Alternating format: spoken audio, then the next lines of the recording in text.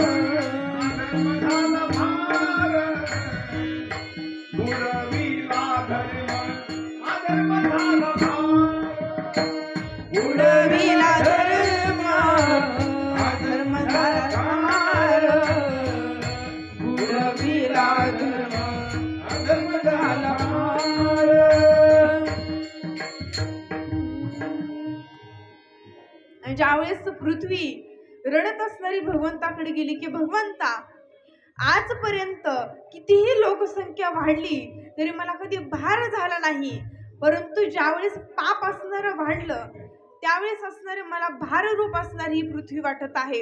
माझी आपणास विनंती आहे, ज्या ज्या वेळेस असणार पृथ्वीवरती संकट आलं, ज्या ज्या वेळेस मला असणारी तुमची मदत हवीशी वाटली, त्या त्यावेळेस असणारी तुम्ही माझी मदत केली, माझं असणारं दुःख दूर केलं. परंतु भगवंता परत असणारं पृथ्वीवरती असणारा पापात असणारा भार वाढलेला आहे, अधर्म असणारा वाढलेला आहे आणि माझी आपणास विनंती आहे की तुम्ही परत असणारा जन्म घ्यावा आणि या पृथ्वीला असणारं भार असणारा कमी करा. आणि जे असणारे क्षीरसागरामध्ये विष्णू भगवंत आहेत, त्यांनी पृथ्वीचं असणारं सांत्वन करत पृथ्वीला असणारं सांगितलं, पृथ्वी तू एक काम कर, माया रूप धारण करून तू पृथ्वीवरती जा आणि मी असणार काही दिवसामध्ये देवकी आणि वसुदेव यांच्या पोटी असणारा मी जन्म घेणार आहे. एवढंच बोलून ज्यावेळेस पृथ्वीला असणार भगवंता जसं तुम्ही सांगाल तसं आणि नमस्कार करून असणारी मायेचं रूप धारण करून ती असणारी पृथ्वी निघून गेली. आणि जी पृथ्वी आहे, जिने असणाऱ्या भगवंताला मदत मागितली होती दुःख दूर करण्यासाठी, ती पृथ्वी असणार म्हणजे दुसरं कोणी नाही. आपण ज्या गायीची असणारी पूजा करतो ती पृथ्वी असणारी गाय आहे. आणि जी माया आहे, मायेला असणारा आज्ञा दिली की तू पृथ्वीवरती जा. आणि मग जो असणारा उग्रसेन नावाचा जो राजा आहे, तो उग्रसेन नावाचा राजा असणारा उग्रसेन नावाचा जो राजा आहे तो त्याच्या राज्यामध्ये असणारं राज्य करत असायचा. आणि तो राजा होता आणि त्याचा असणारा जो पुत्र आहे कंस, तो असणारा पुत्र जो कंस आहे आणि जी देवक राजा आहे, देवक राजाची असणारी कन्या ती म्हणजे देवकी. ह्या देवकीचा असणारा जो विवाह आहे तो वसुदेवांसोबत झाला. आणि वसुदेवासोबत हा विवाह झाल्याच्या नंतर ज्यावेळेस देवकी असणारी विवाह झाल्याच्या नंतर ज्यावेळेस सासरी जाणार होती त्यावेळेस कंस त्या ठिकाणी आला आणि एका भावाचं कर्तव्य म्हणून भरपूर असणाऱ्या भेट वस्तू दिल्या. कितीतरी असणाऱ्या दास्या त्या देवकीच असणारं सेवा करण्यासाठी किंवा तिचं काम करू लागण्यासाठी दास्या पण दिल्या. हत्ती घोडे असणारे दिले आणि पूर्ण असणारे हत्ती घोड्यांना सोन्याने असणारे सजून त्यांचे जे वस्त्र आहे ते देखील सोन्याने रेशमचे असणारे वस्त्र परिधान करून त्यांना असणारे देविकी सोबत पाठवण्याकरता सगळे सज्ज केले. आणि ज्यावेळेस देविकी वसुदेवांसोबत रथामध्ये बसली, एका भावाचं कर्तव्य म्हणून आणि शेवटची एक आठवण म्हणून कंस असणारा स्वतःहून त्या घोड्यात असणारा लगाम हातामध्ये घेतला आणि रथ चालवण्याकरता सज्ज झाला. ज्यावेळेस असणार ते राजधानीमधून बाहेर पडणार होते, त्यावेळेस संपूर्ण लोकांसमोर ज्यावेळेस कंसाला असणारी आकाशवाणी झाली की अरे कंसा, ज्या बहिणीला असणार तू थाटामाटामध्ये आणि आनंदामध्ये भेटवस्तू देऊन सासरी पाठवत आहेस, काही दिवसामध्ये तीच असणारी बहीण तुझ्या असणारं मृत्यूचं कारण बनेल. तिच्या पोटी जो 8वा असणारा पुत्र येईल, तो पुत्र म्हणजे विष्णू भगवंताचा अवतार असेल आणि तोच असणारा 8वा जन्म तुझा असणारा वध करेल.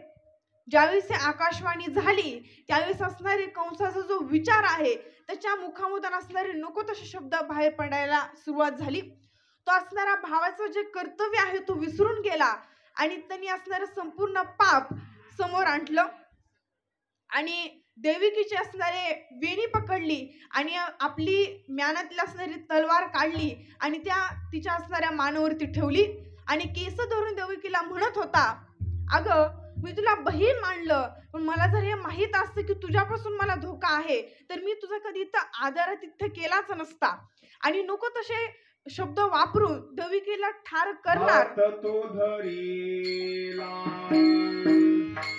वसुदेवे, हात तो धरिला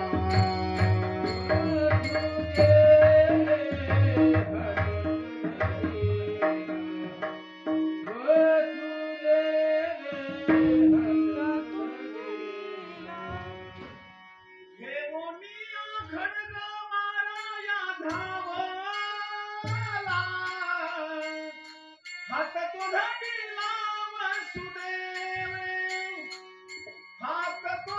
धरिला वसुदेवे, हात तो धरिला वसुदेवे,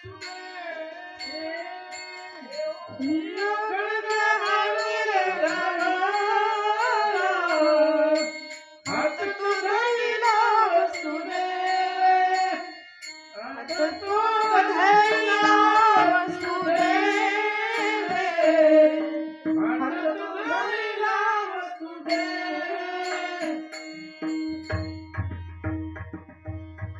आणि ज्यावेळेस देविकीची वेणी पकडून तो असणारा कंस नको तशा अपशब्द वापरत होता आणि देविकीला ठार करणार असं म्हणून तिच्या मानेवरती तलवार ठेवली आणि देविकीने हात जोडला आणि सांगितलं, दादा त्या आकाशवाणीचं तू खरं समजू नको, कारण काही वेळा आकाशवाणी देखील खोटी असू शकते.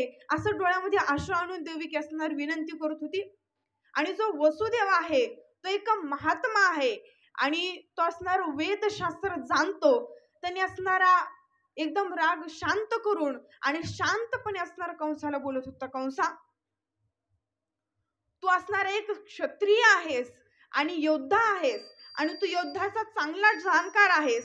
तुला हेही माहित आहे एखाद्या स्त्रीवरती हात उचलणं हे असणाऱ्या पुरुषाला शोभत देत नाही किंवा जो असणारा चांगला असणारा योद्धा आहे तो कधी स्त्रीवरती तलवार उचलत नाही आणि ही फक्त तुझी स्त्री नसून एक छोटी बहीण आहे आणि बहीण म्हणून हिला सोडून दे.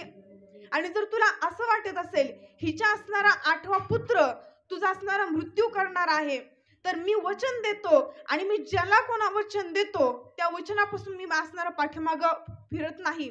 मी तुला वचन देतो जे काही पुत्र देवकीला होतील एक एक असणार पुत्र मी तुला आणून देईल आणि त्याचं काय करायचं याचा तू निर्णय घे. परंतु माझी विनंती आहे, मी तुला वचन देतो की आत्तासाठी असणार तू देवकीला सोडून दे. कारण की वसुदेवाने अगोदर असा विचार केला, काही वेळा काळाची जी असणारी गती आहे ती उलटी पण फिरू शकते.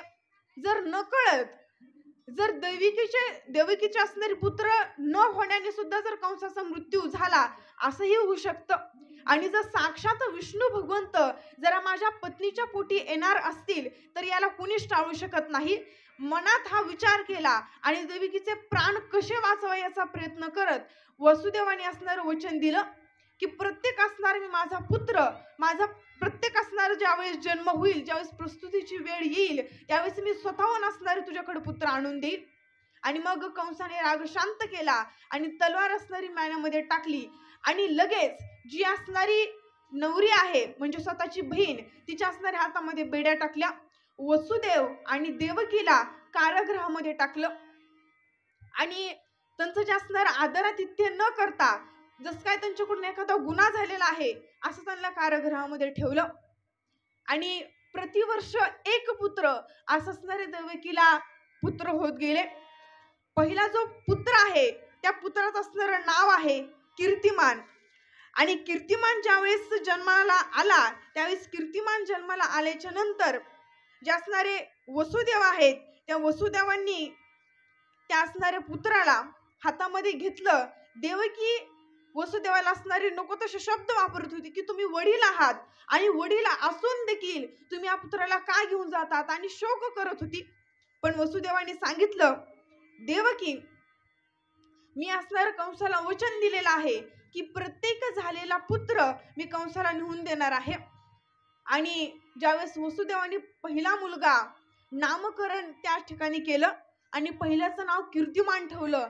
आणि कंसाने ज्यावेळेस त्या पुत्राला हातामध्ये घेतलं आणि विचारलं चेष्टा करत, वसुदेव या बालकाचं नाव काय ठेवलंस? तर वसुदेवांनी सांगितलं कीर्तिमान नाव ठेवलं आहे. चेष्टा केली, जो कीर्ती पसरवण्याच्या अगोदरच मरण पावणार आहे त्याचं नाव तुम्ही कीर्तिमान ठेवलं आहे. आणि असं हसत वसुदेवांच्या समोरच एका दगडावरती त्या नाजूक असणाऱ्या बालकाला दोन्ही हात आणि पाय धरले आणि त्याला फिरून असणार आपटलं आणि त्याच ठिकाणी त्या बालकाचा मृत्यू झाला. असं प्रतिवर्षी एक मुलगा झाला असं देवकीचे असणारे